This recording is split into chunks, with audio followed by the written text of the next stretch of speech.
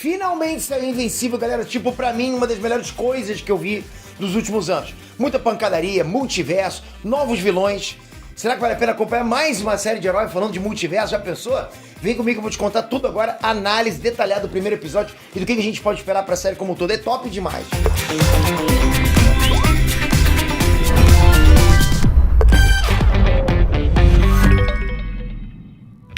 Transpeter aqui. O complexo de Deus, a ideia de que até mesmo algo imoral pode ser feito, né, contanto que seja por um bem maior, é o ponto principal do primeiro episódio de Invencível. Esse é o core.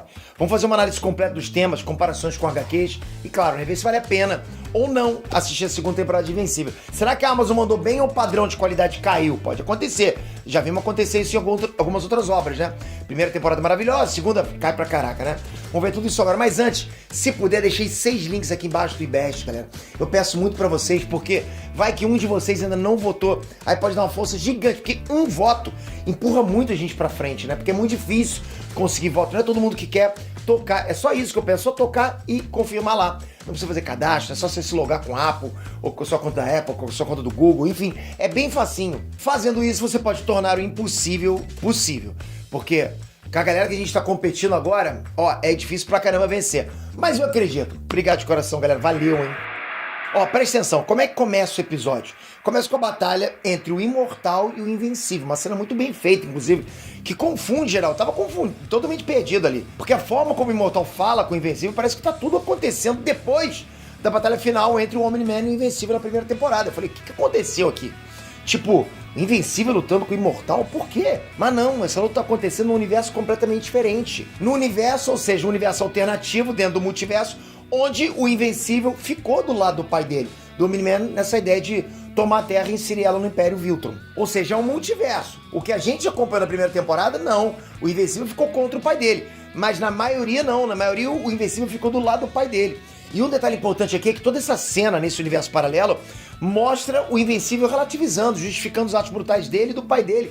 Porque na cabeça deles é por um bem maior. Então não importa o que eles façam, entende? Pô, podem massacrar geral, gore total, sangue. Eles querem fazer isso por um bem maior. Guarda isso, porque a gente vai falar disso durante o vídeo. Esse universo é o mesmo universo que aparece na HQ número 16 de Invencível. Só que aqui eles adicionaram muito mais pro episódio, ficou sensacional. Foi mostrada a base da resistência criada para enfrentar o Omni-Man e o Invencível. E diferente da HQ, que bom que tá sendo diferente da HQ, o Imortal não estava presente, porque ele se matou praticamente para garantir que o Angstrom chegasse vivo com energia nula. Ela foi usada como munição numa arma. Isso me fez lembrar, inclusive, na hora do Space Racer dos quadrinhos, né? Um herói galáctico que colocou o Omni-Man pra correr. O Space Racer tem uma arma que o tiro dessa arma é capaz de atravessar qualquer coisa do universo, inclusive a pele de um Viltrumita.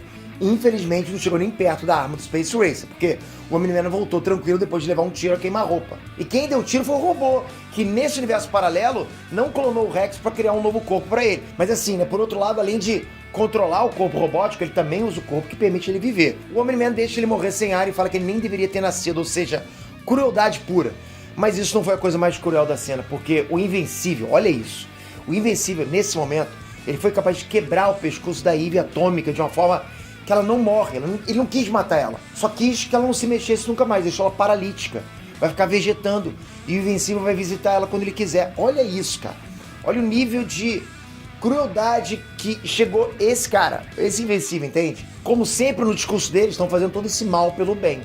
Só que esse universo não é tão importante. O que realmente importa é o Angstrom.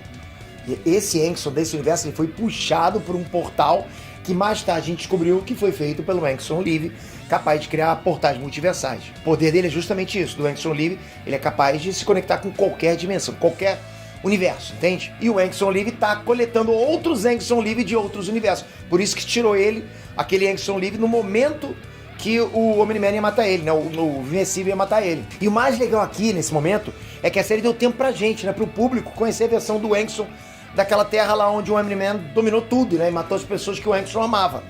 Isso é extremamente importante, porque vai dar mais sentido pro vilão do que foi feito nas HQs. Bom, o episódio pula pro Invencível tendo que lidar com o trauma da luta com o pai. E mostra que ele tá o tempo todo tentando ajudar, como se fosse uma forma de compensar todo o mal que o pai dele fez, como ele fez.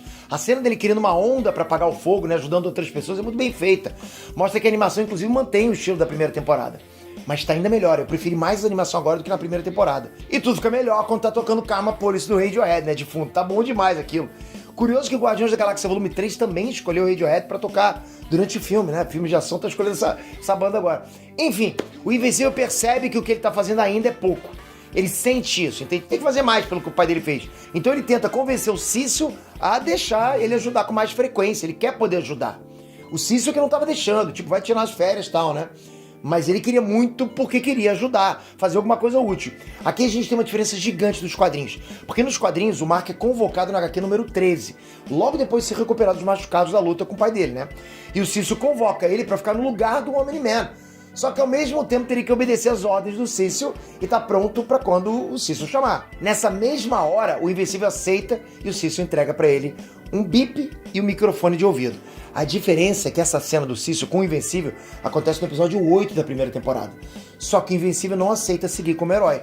Ele fala que ainda não tá pronto. Diferente dos quadrinhos, essa cena parece muito mais com o que acontece com o Homem de Ferro no CM, né? Porque assim, no primeiro Homem de Ferro, o Nick Fury contata o Tony Stark. Só que no segundo filme ele é colocado em avaliação, né? Sendo negado, inclusive, para participar dos Vingadores. Só que no filme dos Vingadores eles voltam atrás e chamam de novo o Homem de Ferro. O mesmo acontece com o Homem-Aranha, né? Que ajudou lá o Tony Stark na Guerra Civil, mas depois foi deixado na geladeira por um tempo. A relação do Cício e do Invencível é parecida, é basicamente isso aí.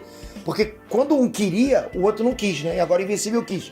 Só que o Cício achou que ele não estava pronto. Lembrando que no episódio 8 da primeira temporada teve uma cena que o Invencível aceitou ajudar quando o Alien, voltou. Por isso que eu acho que isso foi um pequeno erro de roteiro.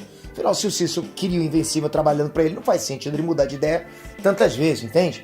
É como se o Invencível tivesse proibido de ser herói e pedisse pra voltar, o que não é verdade. Outra referência legal aqui é quando o Invencível se oferece a obedecer o Cício. Ele fala, arrumem o fone pro garoto.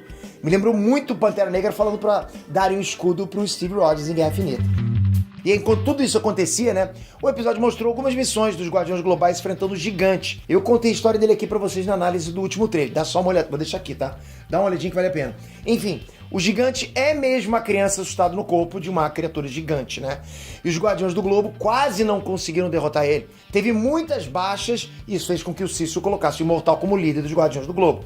Chega, né? Precisa de um cara experiente como o Imortal.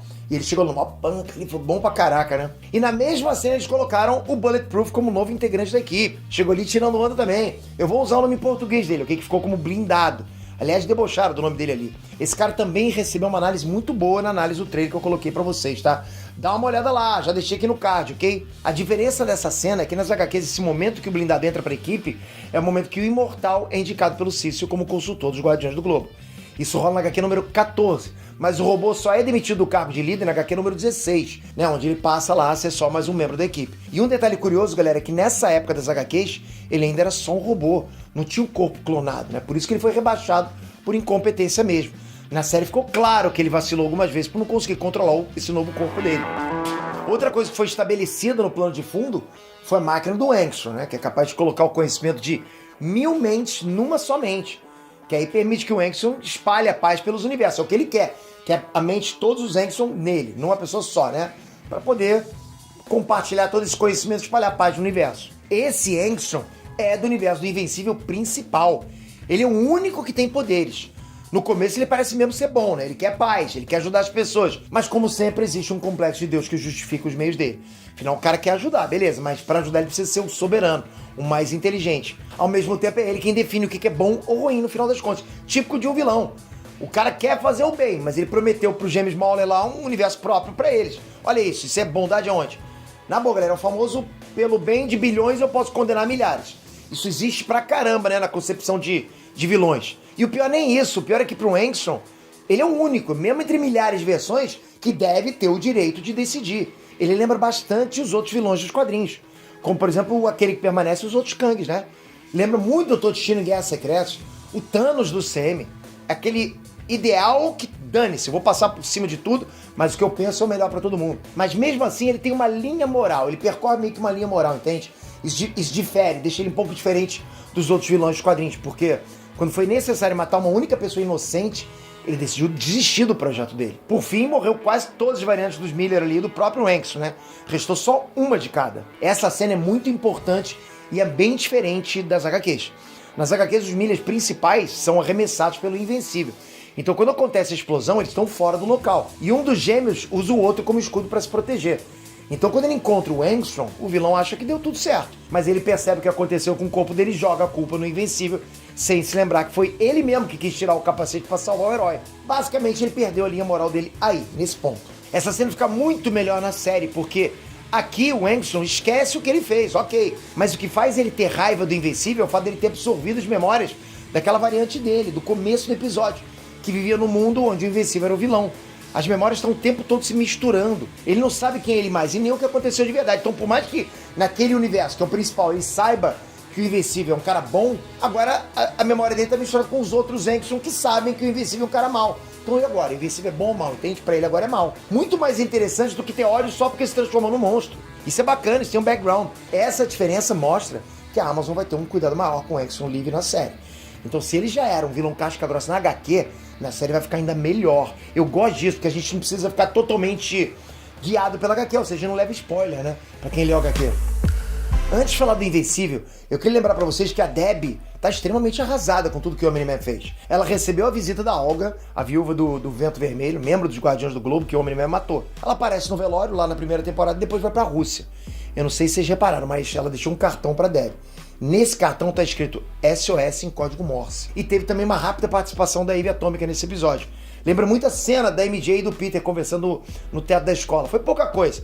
Eu achei que poderia ter um pouquinho mais, mas eu acho que fizeram isso porque vão dar mais destaque para ela nessa temporada. Então, tá começando bem aos pouquinhos. Bom, para finalizar, vamos falar do impacto que tudo isso teve no Invencível. Depois que ele se levanta, no meio de tanta destruição, ele percebe que todo mundo morreu e sentiu mal por isso. Normal. Esse sentimento é o que diferencia ele de um vilão e do próprio pai dele, do Omni-Man. Ou seja, a gente percebe nitidamente que ele tem uma diferença gigante pro pai dele, só por estar arrasado, por estar sentindo demais aquilo.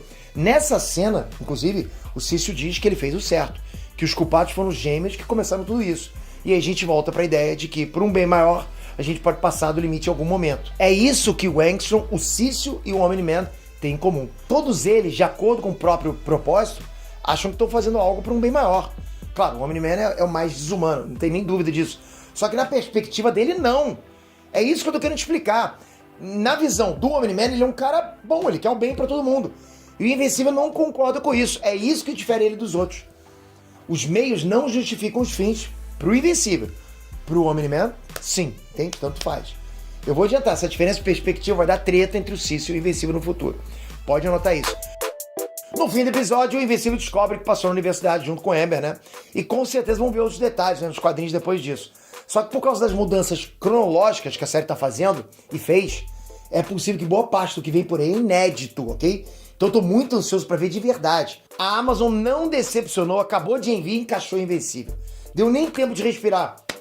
Mandou bem demais, tamo junto pra caramba. Vocês curtiram Invencível? Comenta aqui embaixo o que vocês acharam. Nota de 0 a 10, qual nota você dá pra esse primeiro episódio de Invencível? Manda ver. E não esquece, deixei já os 6 links preparados pra você dar um clique aqui e um clique lá em cada um desses links. Simplesmente você vai tornar um sonho realidade. Já pensou a gente vencer a categoria Fandom Brasil? Porra, galera, isso é um sonho máximo. Poder estar junto com vocês nessa fandom nerdística. Obrigado de coração por esse voto. Toca aqui agora, se inscreve no canal, ativa o sininho e eu vou continuar trazendo mais vídeos pra vocês de Invencível. Essa semana eu vou trazer mais teorias, mais previsões, histórias de alguns personagens coadjuvantes também, que vai ser muito bom pra dar background pra vocês. Espero vocês no próximo vídeo, hein? Valeu, galera! Uhul!